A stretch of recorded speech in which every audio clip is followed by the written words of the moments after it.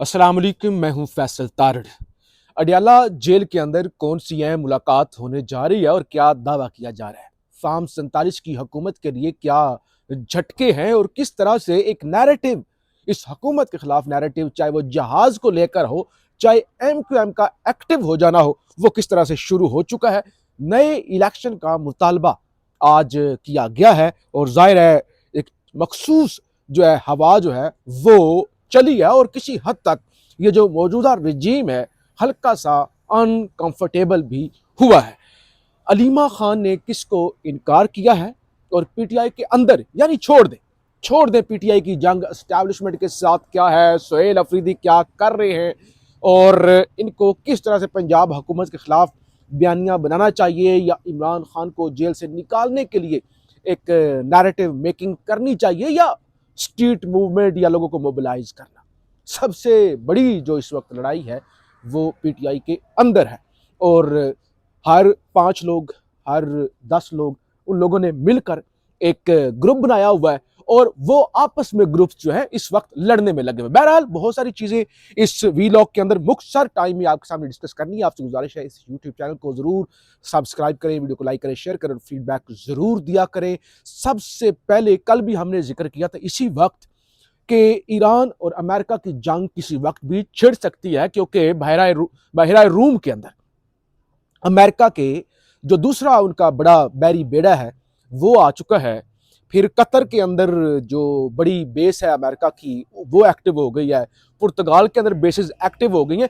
Even आज Steve वैटिकॉफ जो कि नुमाइंदे हैं ट्रंप के, उनकी जानब से एक हैरान कुन दावा किया गया। यानी उन्होंने ये कहा कि ईरान एटम बम बनाने से सिर्फ 1 हफ्ता दूर है। और आपको पता है जब भी अमेरिका ने किसी मुल्क पर हमला करना होता है ना, चाहे वो लीबिया हो, चाहे वो इराक हो, चाहे कोई और सीरिया हो, वो कहते हैं भाई ये एटम बम बनाने लगे हैं और ये पूरी दुनिया के लिए अमन खतरे में है, लिहाजा हम दुनिया को बचाने के लिए इस मुल्क पर हमला कर रहे हैं। अगर तो ईरान एटम बम बनाने से वाकई 1 हफ्ता दूर है तो ये अभी जो 6 माह पहले अमेरिका और इसराइल ने ईरान पर हमले किए थे और B-2 बॉम्बर तैयारी इस्तेमाल किए गए थे जिसके अंदर कहा गया था कि हमने ईरान का न्यूक्लियर मंसूबा तबाह कर दिया, हमने वो बंकर बस्टर जो है वो इस्तेमाल किए हैं। तो यानी ये अजीब चीजें हैं जो समझ से बालातर है कि ये अमेरिका करना क्या चाह रहा है। और इस सारी सूरत हाल में जब शहबाज शरीफ साहब ट्रंप के कदमों में बैठे हुए हैं तो फिर हम सारी चीजें किस तरह से मैनेज करेंगे। अच्छा जी, अडियाला में मुलाकात के हवाले से एक वफाकी वजीर की जानब से दावा किया गया है कि आइंदा हफ्ते इमरान से वकला और बैरिस्टर गोहर की मुलाकात हो सकती है। बहनों की बैरिस्टर अकील है, फार्म 47 के वजीर है, एस्टैब्लिशमेंट के बड़े करीब है, उन्होंने ये दावा किया है। उन्होंने कहा कि खान से मुलाकातें हो सकती हैं, बहनों की मुलाकात नहीं करवाई जाएगी। कहते बहनों की मुलाकात हम इसलिए नहीं करवाएंगे कि वो फिर जो खान पैगाम देता है ना एज इट इज बता देती हैं और फिर वो एग्जैजरेट करके बताती हैं, फिर वो उस मुलाकात को सियासी मकसद के लिए इस्तेमाल करती हैं। तो इस सिलसिले में बैरिस्टर गोहर की मुलाकात हो सकती है और हो सकता है वकला की मुलाकात भी करवा दी जाए। नंबर 1 तो ये बात। और फिर इसी हफ्ते यानी आज जो है वो 23 फरवरी का तकरीबन आगाज होने वाला है, हो गया है, तो 25 का हुकूमत ने बता रखा है खान को हॉस्पिटल भी मुंतकिल करना है। तो अब क्या हॉस्पिटल मुंतकिल किया जाता है, किस अस्पताल मुंतकिल किया जाता है और उसके बाद फिर मुलाकातों के हवाले से या खान की सेहत के हवाले से चीज़ें किस तरफ जाती हैं, ये बड़ी अहम है। बहरहाल अभी तक के जो दावे हैं उसके मुताबिक इमरान खान के ख़ानदान की बहनों की मुलाकात जो है वो नहीं करवाई जाएगी। अच्छा, एक तरफ तो ये ज़ाहिर है सारे मामलात हैं और चीज़ें सामने आएंगी, दूसरी तरफ आज खालिद मकबूल सदीकी MQM, मौजूदा जो MQM बची कुची है फार्म 47 वाली, उनकी एक प्रेस कॉन्फ्रेंस सामने आई जिसके अंदर उनका एक जुमला बड़ा वायरल हो रहा है इस वक्त मीडिया और सोशल मीडिया पर। उन्होंने कहा, बल्कि दो चीजें MQM से जुड़ी हुई, 2 चीजें। खालिद मकबूल सदीकी ने कहा ये कैसी जमहूरियत है, ये कैसी सियासत है कि आज 180 सीटें लेने वाला जेल में बैठा है। हालांकि MQM ने भी उन 180 सीटों में से ही सीटें छीन कर, क्योंकि ये तो तीसरे नंबर वाले थे, MNAs बने हुए हैं। तो उन्होंने कहा 180 सीटें लेने वाला शख्स जेल में बैठा हुआ है, जबकि 80 सीटें लेने वाला वजीर आजम बना हुआ है। हालांकि वो मखसूस सीटें उनको दे दी गई, वो मिला के वो फिर भी 80 नहीं बनती, लेकिन उन्होंने कहा कि 80 सीटें लेने वाला वजीर आजम, 180 लेने। उन्होंने कहा ये कौन सी जमहूरियत है, ये कौन सी नई जमहूरियत पाकिस्तान के अंदर ये 1971 के बाद आई है। तो यानी देखिए ना, बात करने का मकसद क्या है, MQM किसका चाबी वाला खिलौना है, और MQM की हैसियत क्या है मौजूदा MQM, अपने वोट भी नहीं, तीसरे चौथे नंबर वाले चीजें।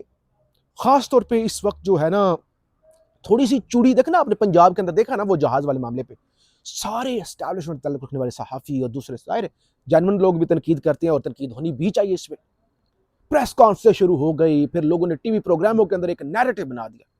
हालांकि बड़ी नाजुक सूरत हाल है, सूरत हाल इस तरह से नाजुक है, आज दिन को भी आपको बताया था कि 2 जहाज खरीदे गए हैं। अब सोशल मीडिया पे दावे हो रहे हैं कि 2 जहाज वो जो गल्फ स्ट्रीम के हैं ना, जो दूसरा जहाज है वो मरियम नवाज के जहाज से भी महंगा है। यानी कुछ लोग यानी मुबैना तौर पे कह रहे हैं कि अगर ये 10 अरब डॉलर 10 अरब का है, 10 अरब का अरब रुपए का, तो वो 20 अरब का है। और बताया ये जा रहा है कि वो जो दूसरा जहाज है वो आर्मी चीफ के लिए खरीदा गया है। तो अब कुछ लोग कह रहे हैं नहीं जी, वो तनकीद सिर्फ मरियम नवाज के जहाज पे हुई, और मरियम नवाज ने फिर खबर बताया गया कि लीक करवाई है कि भाई 2 जहाज खरीदे गए हैं, कि मुझ पर सिर्फ तनकीद ना करें, जरा उधर आर्मी चीफ ने जो जहाज खरीदा है उस पर भी तनकीद करें। तो यानी इस तरह के मामला देखिए ना, मरियम नवाज अगर तो ये वाकई सच्ची खबर है, ठीक है कि उन्होंने 2 जहाज खरीदे गए हैं, और दूसरी की तरफ भी आप तोपों का रुख किया गया, इंफॉर्मेशन दी गई है कि भाई सिर्फ मरियम के जहाज को ना पीटे, वो वाला जहाज भी है। तो चीजें तो गड़बड़ है। दूसरे नंबर पे आज जो डॉन का आर्टिकल था, जिसके अंदर बताया गया कि जरदारी ने जो तनकीद की इमरान खान साहब की जेल पर मुसलसल 3 दिन, वो ऐसे ही नहीं थी। डॉन ने लिखा है ना, ऐसे ही वो तनकीद नहीं थी। पीपल्स पार्टी को ये लगता है कि शायद गेम हमारे हाथ से जा सकती है। और मैंने जब ये खान के वाला मामला चल रहा था ना, उस वक्त मैंने आपको बताया था इस सारे मामले को हो सकता है एस्टैब्लिशमेंट किस तरह से उसको डील करे कि 28वीं तरमीम के लिए पीपल्स पार्टी को ब्लैकमेल करे कि वरना खान आ जाएगा, क्योंकि डर तो खान का ही है ना। ये पीपल्स पार्टी और नून लीग क्यों इकट्ठे हैं, खान आ जाएगा। तो खान एक खौफ, खान इस वक्त एस्टैब्लिशमेंट की भी इंश्योरेंस पॉलिसी है, क्योंकि उनको नवाज शरीफ को और शहबाज शरीफ को सबको उनके पास डराने के लिए क्या है, खान आ जाएगा। तो लिहाजा जरदारी, डॉन का आर्टिकल, इमरान खान पर अचानक होने वाली तनकीद कि मर्दों की तरह जेल काटो, हालांकि खान ने साबित किया कि उस जैसी जेल किसी ने नहीं काटी।